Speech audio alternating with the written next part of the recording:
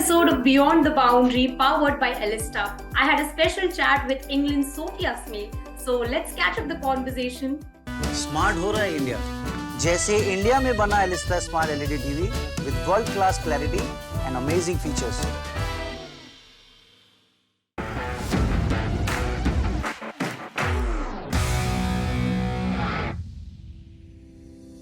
It's lovely to have you, and we're all excited to see you guys in action in the inaugural edition of the Under-19 T20 World Cup. But talking of excitement, tell me, how did you get to know that you're going to be a part of this tournament when the squad was out? What were you doing, and what were the reactions of yourself and your family after you got to know that?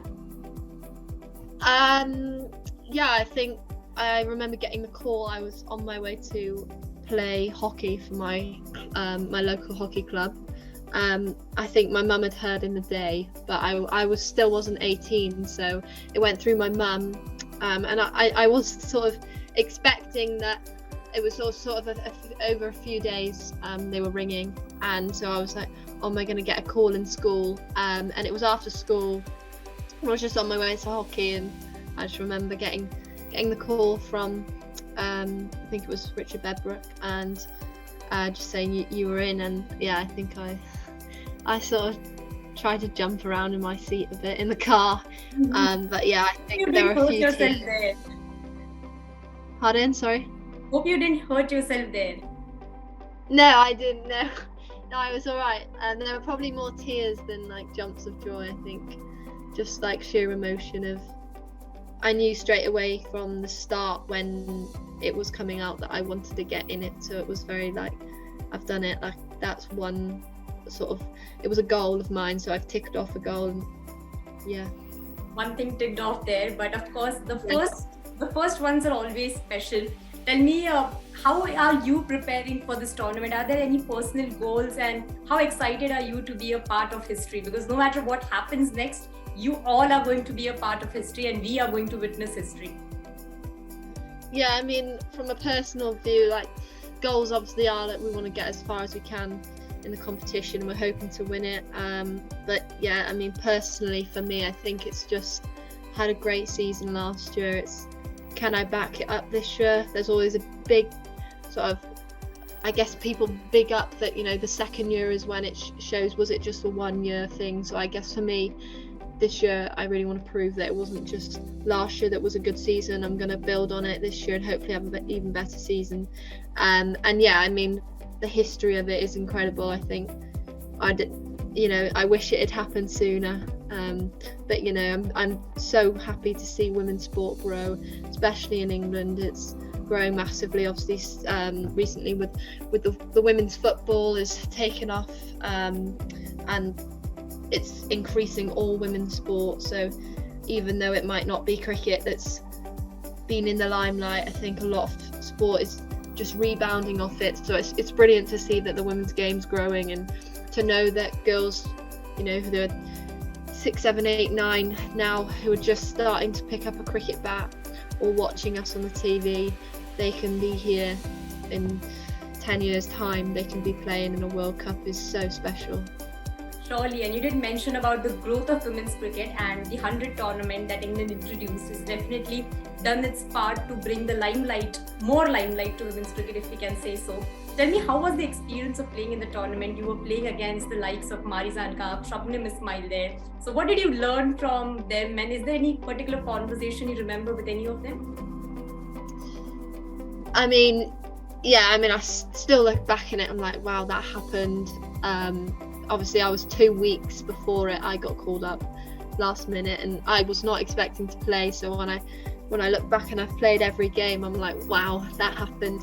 And yeah, playing with those sort of calibre of players was incredible, and then having to bowl at people that I sort of looked up to as a child. I think there were a few starstruck moments. I remember bowling at Ellyse Perry, who was one of my favourite cricketers growing up. For me, I was starstruck, and I remember I shook her hand after the game and I was like, oh my gosh. But I think, yeah, being around people like Cappy, just so knowledgeable. Danae helped me a lot with my fielding plans, or just my technical things with my bowling. I found it really useful, and they were just brilliant people to be around. Like Shabs was just lovely, and she took me under my wing a bit, being the young one. I managed to sit next to her in the back of the bus a lot, and Susie was the other overseas, and they were just brilliant and just great people to be around. Well, you didn't just bowl to some of the legends of the game, you also took their wickets. You have the list, in the list you have Alyssa, Healy, Sophie Devine there, Talia Magra, Daniel White, quite a few legendary names there. So what was the emotion like when you got those wickets? Talk us a little bit through that. I guess I always think that when I'm bowling against the big names, I sort of put more pressure on myself, that I know that if I miss my length slightly, I'm gonna go. So I think I try even harder to get them out. But yeah, I think my first wicket was Healy, and I think I was just like, oh my gosh, that's just happened. I think my dad's got it on video, and I do look back over it quite a lot, because it's one of those moments. Amazing. Put that into words, of course, because that's feeling is special. But you spoke how you looked up to Ellyse Perry. So was she your cricketing idol growing up, or was there anyone else as well? I would say so. I think just because she was such a good technical batter, I just thought she was a really good athlete, fielding, and I would say her mainly. I used to love watching her bat, and I'd watch her bat all the time. And I think when Ecclestone broke on the scene, it was probably her, just because she was pretty good from a young age, and now she's like the world's best bowler. So I guess I don't mind looking up to her. So at what age did you start playing cricket, and was it like decided that you're gonna go for the sport, or did it just happen by accident? I was probably about 6. I was quite an early starter, maybe 5 actually. I didn't really have a choice. My granddad was big coach in cricket, and then my brother was a big cricketer, so I used to run along and watch my brother play, and I thought, I'll give this a go. So I went down, and my first memory is down at my cricket club, have like a bowl out. You have to like hit the stumps, you get points. That's my first memory. I think it was when I was about 5. And then my first memory of hardball was, I think I was 6 or 7. When I was, I think it was a boys' game. But I didn't really, obviously did have a choice, but I was more watched everyone else do it, and I wanted to do it. But yeah, I'm quite sure that you guys, of course, inspire us all the time.